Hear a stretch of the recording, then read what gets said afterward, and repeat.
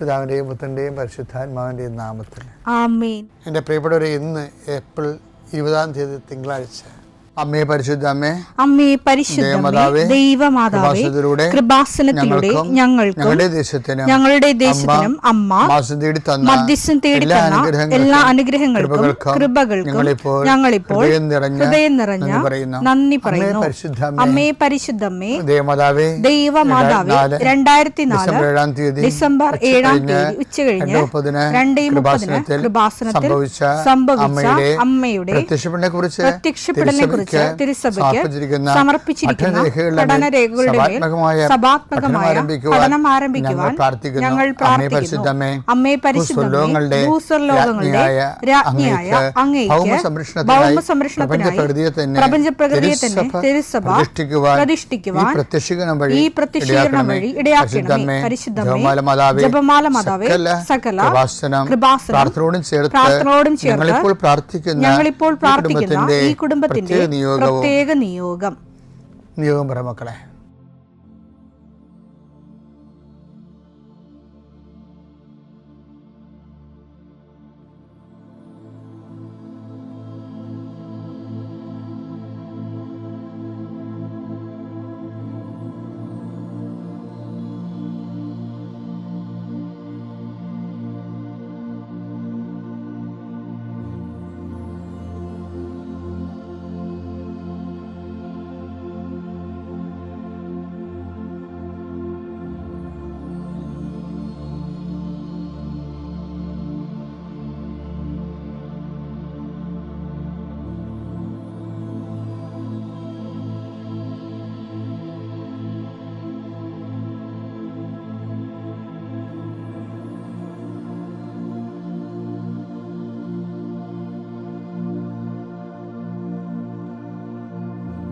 അമ്മയുടെ പ്രത്യക്ഷീകരണത്തിന്റെ ഈ അനുഗ്രഹവേളയിൽ ഞങ്ങൾക്ക് സാധിച്ചു തരുവാൻ കനിയണമേ.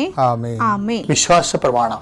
സർവശക്തനായ പിതാവും ആകാശത്തിന്റെയും ഭൂമിയുടെയും സൃഷ്ടാവുമായ ദൈവത്തിൽ ഞാൻ വിശ്വസിക്കുന്നു. അവിടുത്തെ ഏകപുത്രനും ഞങ്ങളുടെ കർത്താവുമായ ഈശോമിശിഹായിലും ഞാൻ വിശ്വസിക്കുന്നു. ഈ പുത്രൻ പരിശുദ്ധാത്മാവിനാൽ ഗർഭസ്ഥനായി കന്യകാമറിയത്തിൽ നിന്ന് പിറന്ന് പൊന്തിയോസ് പീലാത്തോസിന്റെ കാലത്ത് പീഡകൾ സഹിച്ച് കുരിശിൽ തറയ്ക്കപ്പെട്ട് മരിച്ച് അടക്കപ്പെട്ട് പാതാളങ്ങളിൽ ഇറങ്ങി മരിച്ചവരുടെ ഇടയിൽ നിന്ന് 3-ാം നാൾ ഉയർത്ത് സ്വർഗത്തിലേക്ക് എഴുന്നള്ളി സർവശക്തിയുള്ള പിതാവായ ദൈവത്തിന്റെ വലതുഭാഗത്തിരിക്കുന്നു. അവിടെ നിന്ന് ജീവിക്കുന്നവരെയും മരിച്ചവരെയും വിധിക്കുവാൻ വരുമെന്നും ഞാൻ വിശ്വസിക്കുന്നു. പരിശുദ്ധാത്മാവിലും ഞാൻ വിശ്വസിക്കുന്നു. വിശുദ്ധ കത്തോലിക്കാ സഭയിലും പുണ്യവാന്മാരുടെ ഐക്യത്തിലും പാപങ്ങളുടെ മോചനത്തിലും ശരീരത്തിന്റെ ഉയർപ്പിലും നിത്യമായ ജീവിതത്തിലും ഞാൻ വിശ്വസിക്കുന്നു. ആമേൻ. സുഖസ്ഥനായ ഞങ്ങളുടെ പിതാവേ, അങ്ങയുടെ നാമം പൂജിതമാകണമേ. അങ്ങയുടെ രാജ്യം വരണമേ. അങ്ങയുടെ തിരുമനസ് സ്വർഗത്തിലെ പോലെ ഭൂമിയിലും ആകണമേ. അന്നു വേണ്ടുന്ന ആഹാരം ഇന്ന് ഞങ്ങൾക്ക് തരണമേ. ഞങ്ങളോട് തെറ്റ് ചെയ്യുന്നവരോട് ഞങ്ങൾ ക്ഷമിക്കുന്നത് പോലെ ഞങ്ങളുടെ തെറ്റുകൾ ഞങ്ങളോടും ക്ഷമിക്കണമേ. ഞങ്ങളെ പ്രലോഭനത്തിൽ ഉൾപ്പെടുത്തരുതേ, തിന്മയിൽ ഞങ്ങൾ രക്ഷിക്കണമേ. ആമേൻ. നന്മ നിറഞ്ഞ മറിയമേ, സ്വസ്തി. കർത്താവ് അങ്ങയുടെ കൂടെ സ്ത്രീകളിൽ അങ്ങ് അനുഗ്രഹിക്കപ്പെട്ടവളാകുന്നു. അങ്ങയുടെ ഉദരത്തിൻ ഫലമായി ഈശോ അനുഗ്രഹിക്കപ്പെട്ടവനാകുന്നു. പരിശുദ്ധ മറിയമേ, തമ്പുരാന്റെ അമ്മേ, പാപികളായ ഞങ്ങൾക്ക് വേണ്ടി ഇപ്പോഴും ഞങ്ങളുടെ മരണസമയത്തും തമ്പുരാനോട് അപേക്ഷിക്കണമേ. ആമേൻ. എൻ്റെ കർത്താവേ, നിന്റെ ഉന്നതമായ നാമത്തിന് സ്തോത്രം ചെയ്യുന്നു. എൻ്റെ കർത്താവേ, നിന്റെ വിശുദ്ധ പൗരോഹിത്യത്തെ മഹത്വപ്പെടുത്തണമേ. എൻ്റെ കർത്താവേ, സഭയിലുള്ള സാന്നിധ്യം പ്രകടമാക്കണമേ.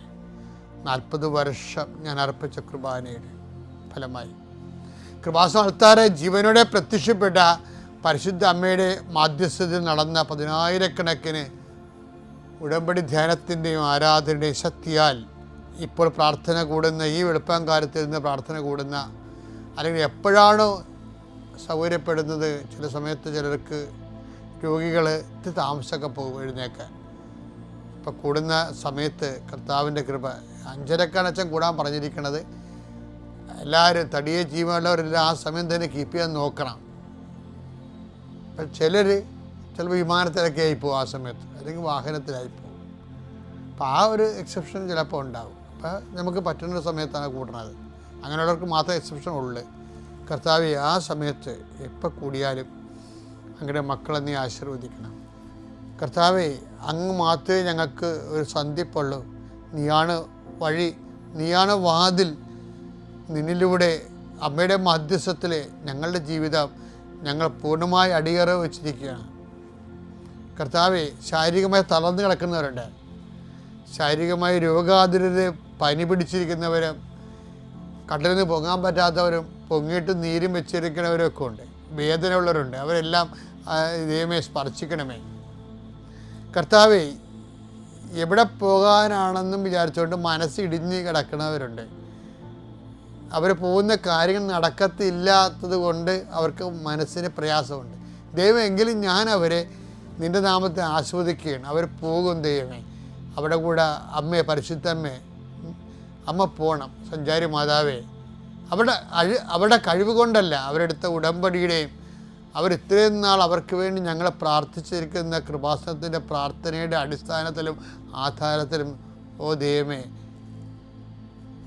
തന്നെ പറയാൻ കഴിവില്ലാത്തവർ, സഹായിക്കാൻ ആരുമില്ലാത്തവർ, പലതരത്തിലുള്ള ആക്ഷേപങ്ങളിൽ ജീവിക്കുന്നവരവിടെ എല്ലാം കർത്താവേ നീ കൂടെ പോകണമെന്ന് പ്രാർത്ഥിക്കുന്നു. ഈശോയെ, കുഞ്ഞുങ്ങൾ പരീക്ഷ എഴുതിയിട്ടുണ്ട്, മുതിർന്നവർ ഇൻ്റർവ്യൂ ഒക്കെ കഴിഞ്ഞിട്ടുണ്ട്, അവിടെ വലിയ ടെസ്റ്റ് കഴിഞ്ഞിട്ടുണ്ട്, ഓരോരോ തരത്തിലുള്ള പരീക്ഷ, PhD-ക്കാർ, അവിടെ വൈവകൾ, അവിടെ പ്രസൻറ്റേഷൻസ്, അതുപോലെ തന്നെ ഓരോരോ മേഖലകളിൽ പഠിച്ച് പരീക്ഷ എഴുതി കഴിഞ്ഞവർ, അതിൻ്റെ റിസൾട്ട് പ്രതീക്ഷിക്കുന്നവർ, കർത്താവേ, റിസൾട്ട് കിട്ടിക്കഴിയുമ്പോൾ ഇത്തിരി പഠിച്ചാൽ മതിയായിരുന്നു, ഇത്തിരി കിട്ടിയാലെന്നൊക്കെ ഓർത്ത് നിരാശപ്പെടാതിരിക്കാൻ, കർത്താവേ, not by merit but by grace. ദൈവമേ, കുഞ്ഞുങ്ങളുടെ മക്കളുടെ കഴിവിനേക്കാൾ ഉപരി നിൻ്റെ കൃപ കൊണ്ട് അവർക്ക് സമർത്ഥമായ മാർക്ക് കിട്ടി അവർ പിടിച്ചു കയറാനുള്ള കഴിവ് അവർക്ക് നൽകണമെന്ന് പ്രാർത്ഥിക്കുന്നു. കർത്താവേ, ഞാൻ അങ്ങയുടെ നാമത്തിൽ പ്രാർത്ഥിക്കുന്നു. ജോലി സംബന്ധമായ കാര്യങ്ങൾ, വിൽക്കാത്ത തോട്ടങ്ങൾ, വിൽക്കാത്ത പാടങ്ങൾ, വിൽക്കാത്ത സ്ഥലങ്ങൾ വിറ്റുമാറുന്നതിന് വേണ്ടി പ്രാർത്ഥിക്കുന്നു. ഈശോയെ, പലതരത്തിലുള്ള ജീവിത ദുരിതങ്ങൾ, ഓരോരോ ഉദ്യമങ്ങൾ, സംരംഭങ്ങൾക്ക് വേണ്ടി വീട്ടിൽ നിന്ന് ഇറങ്ങിപ്പോകുന്നവർ, കടകമ്പോളം നടത്താൻ പോകുന്നവർ, നഷ്ടപ്പെട്ട ജോലി തിരിച്ചു കിട്ടാൻ വേണ്ടി പ്രാർത്ഥിക്കുന്നവർ, അതുപോലെ തന്നെ വ്യാപാര വ്യവസായങ്ങൾ, പുതുതായിട്ട് സംരംഭം ആരംഭിക്കാൻ പോകുന്നവർ, എല്ലാവരെയും ഈശോയുടെ നാമത്തിൽ ആശീർവദിക്കുന്നു. കർത്താവ്, യാത്ര ചെയ്യുന്നവർ, യാത്രയ്ക്ക് ഒരുങ്ങുന്നവർ, യാത്രയ്ക്ക് വേണ്ട രേഖകൾ ക്രമീകരിക്കുന്നവർ, എല്ലാവരെയും ഈശോയുടെ നാമത്തിൽ ആശീർവദിക്കുന്നു. എൻ്റെ കർത്താവിൻ്റെ ഉന്നതമായ നാമത്തിൽ ആരെങ്കിലും എൻ്റെ കാര്യം അച്ഛൻ പറഞ്ഞില്ലല്ലോ എന്നോർത്ത് വിഷമിക്കുന്നുണ്ടെങ്കിൽ തീർച്ചയായിട്ടും ദൈവപൈതലെ 7 ദിവസത്തിനുള്ളിൽ നിൻ്റെ വിഷയത്തിന് മേൽ ദൈവ തീരുമാനം ഉണ്ടാകും. എൻ്റെ കർത്താവിൻ്റെ ഉന്നതമായ നാമത്തിൽ, സഭയുടെ അധികാരത്തിൽ, കുരിശിൻ്റെ അടയാളത്തിൽ ദൈവശക്തി അതിനെ അനുഗ്രഹിക്കപ്പെടട്ടെ. പെന്തക്കോസ്ത യാത്രയാണ്. ആത്മീയ താരം നിക്കദേമോസാണ്. നിക്കദേമോസ് കർത്താവിൻ്റെ ഈ വർത്തമാനമെല്ലാം കേട്ടപ്പോൾ ചോദിച്ചത്, പ്രായമായി എനിക്ക് അമ്മയുടെ ഉദരത്തിൽ പ്രവേശിച്ച് വീണ്ടും ജനിക്കാൻ പറ്റുമോ? യോഹന്നാൻ 3:4. നിക്കദേമോസ് ചോദിച്ചു, പ്രായമായ മനുഷ്യന് ഇതെങ്ങനെ സാധിക്കും? അമ്മയുടെ ഉദരത്തിൽ വീണ്ടും പ്രവേശിച്ച് അവന് ജനിക്കാൻ കഴിയുമോ? അപ്പോഴെന്താ പ്രശ്നം വെച്ച് കഴിഞ്ഞാൽ, നമ്മൾ ഇന്നലെ പറഞ്ഞ പ്രശ്നമാണ്, ഞാനത് ആവർത്തിക്കുന്നില്ല. പക്ഷേ നിങ്ങൾ ശ്രദ്ധിക്കണം. ഈശോ പറയണത്, ഈശോ അതിനൊരു മറുപടി പറയും. യേശു പ്രതിവചിച്ചു, സത്യം സത്യമായി ഞാൻ നിന്നോട് പറയുന്നു, ജലത്താലും ആത്മാവിനാലും ജനിക്കുന്നില്ലെങ്കിൽ ഒരുവനും ദൈവരാജ്യത്തിൽ പ്രവേശിക്കുക സാധ്യമല്ല. പക്ഷെ ഇതിൻ്റെ ഷാർപ്പ് ആൻസർ ഏതാണെന്നറിയാമോ? അതായത് ആത്മാവിലും ജനിക്കണം. ആത്മാവും അത് ഞാൻ നിങ്ങളോട് പറഞ്ഞ വചനങ്ങൾ ആത്മാവും ജീവനുമാണ്. അതാണ് എൻ്റെ യഥാർത്ഥ. ഇത് ഈ നമ്മുടെ ജഡത്തെ മെറ്റീരിയലൈസ് ചെയ്യാനും സ്പിരിച്വലൈസ് ചെയ്യാനുള്ള ബൈബിൾ സൊല്യൂഷൻ ഇതാണ്. എന്താണ്? യോഹന്നാൻ 6:63. ആത്മാവാണ് ജീവൻ നൽകുന്നത്. ജീവൻ നൽകുന്നത്. ശരീരം ഒന്നിനും ഉപകരിക്കുന്നില്ല. നിങ്ങളോട് ഞാൻ പറഞ്ഞ വാക്കുകൾ ആത്മാവും ജീവനുമാണ്. ശരിക്കും പറഞ്ഞ ബൈബിൾ വ്യാഖ്യാനത്തിൽ വരേണ്ടത്, ഞാൻ അങ്ങനെയുള്ള വ്യാഖ്യാനം കേട്ടിട്ടില്ല, കർത്താവിക്ക് എന്തൊരു വെളിച്ചം കൊണ്ട് ഞാൻ പറയണാണിപ്പോൾ. ശരിക്കും ഈ പറയേണ്ടത് ഈ 3:4 3:4 കൂടെ, യോഹന്നാൻ 3:4 കൂടെ ലൂപ്പ് ചെയ്യേണ്ട വചനം 3:4 എന്താണ്? ആത്മാവാണ് ജീവൻ നൽകുന്നത്, ജഡം ഫലശൂന്യമാണ് എന്ന് 6:63 പറയുന്ന സംഭവം തന്നെയാണ് ഇപ്പോൾ ഇവിടെ ഈശോ നിക്കോദേമോസിനോട് പറയണത്. എന്താ പറയണത്? യോഹന്നാൻ 3:6 മാംസത്തിൽ നിന്ന് ജനിക്കുന്നത് മാംസമാണ്, ആത്മാവിൽ നിന്ന് ജനിക്കുന്നത് ആത്മാവാണ്. അപ്പോൾ ഈ തമ്മിൽ ഇൻട്രാക്ഷൻ ഇല്ല. പക്ഷേ ഈ രണ്ട് ഇൻട്രാക്ഷൻ ഉണ്ടാക്കാൻ എന്താ മാർഗം? ഉണ്ടാക്കാനുള്ള മാർഗം എന്ന് പറയുന്നത് ഈ 6:63. ആത്മാവാണ് ജീവൻ നൽകുന്നത്. ശരീരം ഒന്നിനും ജഡം ഒന്നിനും ഉപകരിക്കുന്നില്ല. നിങ്ങളോട് ഞാൻ പറഞ്ഞ വാക്കുകൾ ആത്മാവും ജീവനുമാണ്. അപ്പം അവിടെയാണ് പ്രശ്നം, വാക്കാണ് പ്രശ്നം. ഒരു മെറ്റീരിയൽ ആയിട്ടുള്ള സംഭവത്തെ സ്പിരിച്വലൈസ് ചെയ്യാനുള്ള മാർഗം എന്താ? കർത്താവ് സുവിശേഷത്തിൻ്റെ ഏറ്റവും വലിയ വെളിപാടെന്ന് പറയുന്നത് ഇതിനെ, ഈ മെറ്റീരിയലായിട്ടുള്ള ജഡത്തെ സ്പിരിച്വലൈസ് ചെയ്യാൻ വേണ്ടിയുള്ള ഒരു പ്രോസസ്സ് എന്ന് പറയുന്നത് വചനമാണ്. ഞാൻ നിങ്ങളോട് പറഞ്ഞ വചനങ്ങൾ ആത്മാവും ജീവനുമാണ്. ഒരു വ്യക്തി വചനപ്രകാരം ജീവിക്കുകയാണെങ്കിൽ അയാൾക്ക് വീണ്ടും ജനിക്കാമെന്നാണ് പറഞ്ഞത്.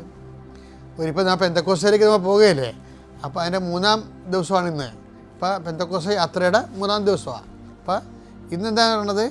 ഒരു വ്യക്തി വചനപ്രകാരം ജീവിക്കുകയാണെങ്കിൽ ഈ യോഹന്നാൻ 6:63 അനുസരിച്ചുകൊണ്ട് ഇതിനെ, ഈ മെറ്റീരിയലിനെ സ്പെഷ്യലൈസ് ചെയ്യാൻ പറ്റും.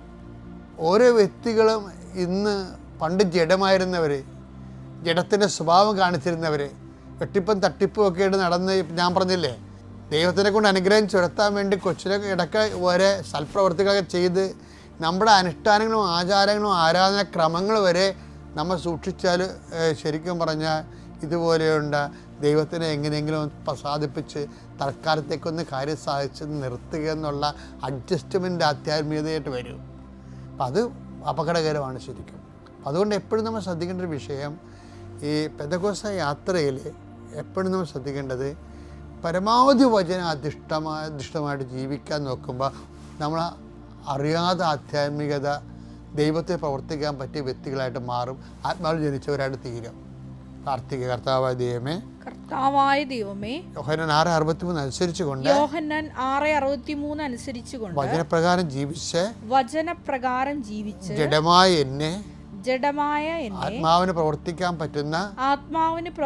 പറ്റുന്ന